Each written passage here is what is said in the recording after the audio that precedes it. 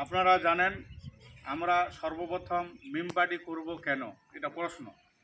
হ্যাঁ, আপনারা হয়তো জানেন না এই ভারতবর্ষের যা দুর্দশা, এই ভারতবর্ষে সমস্ত যে রাজ্যগুলো আছে মুসলমানকে কতখানি কি বঞ্চিত করেছে আজকে মানুষকে বোঝা দরকার নাই, সবাই জানে। নিজের মোবাইল খুলবেন, অনলাইনে দেখছেন, ফেসবুকে দেখছেন, টুইটারে দেখছেন, বা এমনি এতে ইনস্টাগ্রামে দেখছেন, ফেসবুকে দেখছেন, বিভিন্ন জিনিসগুলো দেখছেন। একের পর এক মুসলমানের উপর অত্যাচার, দলিতের উপর অত্যাচার, আদিবাসীর উপর অত্যাচার।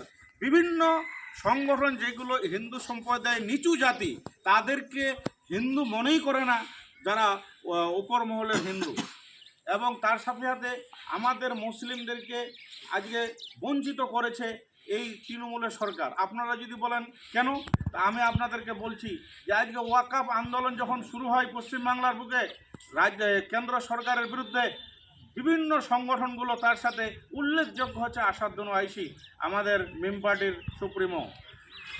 আমরা সেই আন্দোলনগুলো যখন চালু করলাম, আমাদেরকে বিভিন্ন জায়গায় বিভিন্ন পুলিশ প্রশাসন থেকে নিয়ে সব দিক থেকে প্রত্যেকটা ভালো ভালো কর্মীদেরকে জেল খাটাইছে। জেলে এখনও অনেকজন আছে মুর্শিদাবাদে, আপনারা জানেন। তার ভিতর আমরা হরিরামপুর করেছিলাম, আমাদেরকে ব্যর্থ করে দিয়েছিল প্রশাসন, সেই রাজ্য সরকার অর্থাৎ মাননীয় মুখ্যমন্ত্রী। এবং তিনি বলেছিলেন যে ওয়াকফ যদি আন্দোলন করতে হয় আপনাদেরকে দিল্লি যেতে হবে, এখানে আন্দোলন করতে হবে না। এবং ওয়াকফ আমি দেখে নেবো, ওয়াকফের কী কেন্দ্র কী সরকার করে আমি দেখে নেবো, কোনো পাশ হতে দেবো না এই রাজ্যে।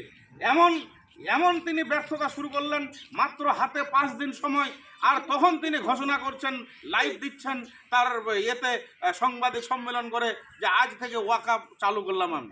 হ্যাঁ, তাহলে এই 5 দিনে ওয়াকফ চালু করলাম আমি, এটা মুসলমানকে কী রকম দেখছে এটা বুঝাতে হবে এখন জনগণকে। তা আপনাকে কি মনে করছে? হ্যাঁ, রাস্তার কুকুর শ্রীগালের চেয়েও খারাপ মুসলমানকে মনে করছে। হ্যাঁ, আজকে দেখেন, এটা বললেও না বললেও হোক যে হুমায়ুন কবিরকে এতদিন ধরে ব্যবহার করলো মুর্শিদাবাদের রাজনীতি। সেই হুমায়ুন কবির যখন বাবরি মসজিদের একটা কথা বলল, সংবিধান অনুসারে বাবরি মসজিদ করতে পারবে, এটা হচ্ছে সুপ্রিম কোর্ট অর্ডার দিয়েছে। হ্যাঁ, তাহলে বাবরি মসজিদ করতে পারবে, সুপ্রিম কোর্ট অর্ডার দিয়েছে। তাহলে আজকে যেই মুসলমানের বড় বড় তৃণমূলের নেতা বলছে যে মিম পার্টি হচ্ছে এর বি টিম বিজেপির, সেই মূর্খদেরকে বলবো যে আপনি হচ্ছে বিজেপির বি টিম, কারণ আপনি বিজেপিকে রাখতে চাচ্ছেন। আপনি বিজেপিকে রাখতে যাচ্ছেন। আপনি আমাকে প্রশ্ন দেন যে এই তৃণমূল সরকার কি করেছে মুসলমানের। হ্যাঁ, আমরা আমরা এই মোটামুটি 15 দিন আগে একটা আদিবাসী মিটিং হলো বুনিয়াদপুরে, প্রকাশ্য সভা হয়েছে, সেখানে 5000 আদিবাসী দলিত পর্যায়ের লোক গেছিল। আমাদের কামরুজ্জামান সাহেব এসেছিলেন, আমিও গেছিলাম, নিমন্ত্রণ দিয়েছিল। সেখানে আমরা দেখলাম কি যে মুসলমানের এবং আদিবাসীদেরকে নিয়ে সবচেয়ে এই সরকার একটা খেল খেলছে, যে সেই খেলাটা যদি আপনি মনে করেন, আপনি সেই খেলাটা যদি জানেন, আশ্চর্য হয়ে যাবেন। আপনাকে ব্যবহার করছে, আপনার ভোট ব্যবহার করছে, আপনার হচ্ছে ভোটকে ব্যবহার করে কাজে লাগিয়ে তলে তলে রাত্রের বেলা আরএসএসের সাথে মিটিং করছে মমতা বন্দ্যোপাধ্যায়। ভিডিও নেবেন। হ্যাঁ, তিনি এই কিছুদিন আগে, মোটামুটি মাসখানেক আগে ঘোষণা করেছেন যে ভারতবর্ষে সবচেয়ে শান্তির প্রতীক আরএসএস। বলেছি কি না বলেন? খবর মিডিয়া, এবিপি নিউজ, আজ তাক চ্যানেল, সব চ্যানেলে দেখেছেন।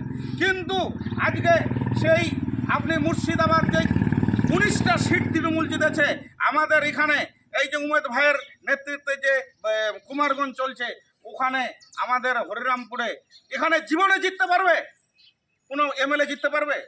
হ্যাঁ, মুসলমান ভোট না দিলে। তাহলে মুসলমানকে আজকে ব্যবহার করছে। কুশমন্ডি আপনি দেখেন, কুশমন্ডি পাবে ভোট, জিততে পারবে না। নিচের জাতি, আদিবাসী, সাঁওতালি, বেলদার, মেথর, ডম, যে হিন্দু সম্প্রদায়ের ভাই সকল আছেন, তাদের ব্যবহার করছে, আর মুসলমানদেরকে ব্যবহার করছে। এই ব্যবহারকে দিয়ে আমাদেরকে কচুকাটা করছে রাজ্য সরকার, কেন্দ্র সরকার যৌথ মিলে। আপনি যদি বলেন কেন যৌথ মিলে, আমি আপনাদেরকে বলবো যে আপনি ভিডিওগুলো দেখতে পাচ্ছেন না, আজকে কি দশা শুরু করেছে ভারতবর্ষে। মাদ্রাসা দিব 10,000, মমতা বন্দ্যোপাধ্যায় বললেন সেই মাদ্রাসা 10,000-এর জায়গায় 2টা মাদ্রাসা দিতে পারেনি। হ্যাঁ, আপনি, আর তার আশ্চর্য ব্যাপার, 10 বছর হয়ে গেল এমএসসি মাদ্রাসা সার্ভিস কমিশনের পরীক্ষা হয়ে ছেলেগুলো পাশ হয়ে আছে। আমার সব বন্ধু বান্ধব জীবনে আর পরীক্ষা দিতে পারবে না। 41, 42, 43 বছর বয়স হয়ে গেছে, তারা আর এমএসসির স্বপ্নও পারবে না, এসএসসিও স্বপ্ন নাই। আর ওরা হচ্ছে আর ওরা কি করবে, পরীক্ষাতে বসতেই পারবে না, ওদের চাকরি শেষ করে দিল। কে দিল? হ্যাঁ, তাহলে আপনি যে বলছেন বিজেপির বি টিম, বিজেপির পি টিম, মিম পার্টি, আজকে মিম পার্টি যদি না করেন, আপনার মুসলমানের 10টা এমএলএ নিয়ে আসেন, 5টা এমএলএ নিয়ে আসেন, তাহলে দেখাই দেবো 5টা এমএলএ সমান 500 এমএলএর মতো কাম দেবে এখানে। হ্যাঁ, হুমায়ুনের মতো যদি আজকে 10টা এমএলএ থাকে, 10টা এমএলএ গোটা রাজ্যটাকে কাঁপাই দেবে। হ্যাঁ, আজকে যদি হরিরামপুরের বুকে 65% মুসলিম, হরিরামপুর ব্লকে 65% মুসলিম, আমরা কেন আজকে আমরা ভোট দিয়ে আমাদের ব্যর্থতার সহিত আজকে একটা মাদ্রাসা আমরা করতে পারছি না এমএলএকে দিয়ে? আমরা সেই ভালোবাসা পাই না। আমরা আজকে ধরুন কোনো কিছু আন্দোলন হচ্ছে, বিভিন্ন থানা প্রশাসনের সাথে মিল করে আজকে মিটিং করে রাতে গোপনে আজকে প্রত্যেকটা মুসলমানকে ধরে জেলে ধরাচ্ছে। আমার খুব 4টা কেস দিয়েছে আইসিসি। তাহলে আপনি ভাবেন আমি কি মার্কাট করেছি? কোনো ভিডিও দিতে পারবে? এই রকম করে আমাদের যে জেলা নেতৃত্ব আজকে এসেছেন, মূল্যবান বক্তব্য শুনবেন। আমাদের জেলা তথা এআইএমের জেলা প্রেসিডেন্ট উমেদ ভাই আপনাদের সামনে মূল্যবান বক্তব্য রাখবেন। আমার পরে আপনারা সেটা শুনবেন। এবং এই যে আপনারা এসেছেন কর্মী সভাতে, আপনারাই আমাদের প্রাণ। আপনাদেরকে এখন লোককে বোঝাতে হবে, ধীরে ধীরে অটোমেটিকলি যাবে। আর একটা খুশির খবর যে এমনি লোক আমাদের ধীরে ধীরে একটা লজ্জা বোধ করছে, যেহেতু বহুত দিন ধরে তৃণমূলে ঢুকে আছে, তো লজ্জা লাগছে। আমাকে খুদ বলছে যে যেতম ভাই এই ওই কেন, কিন্তু অন্তরটা সবাই ওআইসিকে ভালোবাসে। আপনি একটা খালি ফেসবুকে পোস্ট করেন যে ওআইসিকে বেশি ভালোবাসেন না মমতাকে, যতটি মুসলমান আছে পোস্ট করে ইত্যাদি পোস্ট করে দিচ্ছে। খুল্লা বলছে, হরিরামপুরে আমাকে বলছে সভা করো, আমরা টাকা দেবো, পয়সা দেবো, আমরা মিটিংয়ে থাকবো। কিন্তু যারা একদম এখনো ভাঙতে পারে না ভালোবাসাটা, বহুত দিন ধরে কংগ্রেস করেছে তো ভাঙতে পারে না, কংগ্রেসটাকে মনটা থেকে দিতে পারে না, কিন্তু অন্তরটাতে ওআইসি সাহেবই আছে। আপনি পড়াশুনো করেন, সবাইকে 4 দোকানের প্রত্যেকটা লোককে যায় বলেন তো ওআইসি ঠিক করছে না ভারতে, তো বলবেন না ভালো করছে। তাহলে ফের কেন বিটিং বলছেন, ভোটটা ফের কেন দিবেন না, পার্টিটা কেন করবেন না? তখন বলবে হ্যাঁ জিততে পারবে না। তো জিততে পারবে না, প্রথম তৃণমূলও যখন এসেছিল প্রথম জিততে পেরেছিল।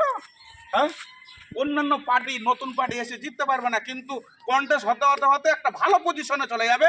2-3টা ইলেকশনের পর জিতেই যাবে অটোমেটিকলি। তখন ওই এমএলএটা কতখানি কাজ দেয় আপনি তখন বুঝতে পারবেন।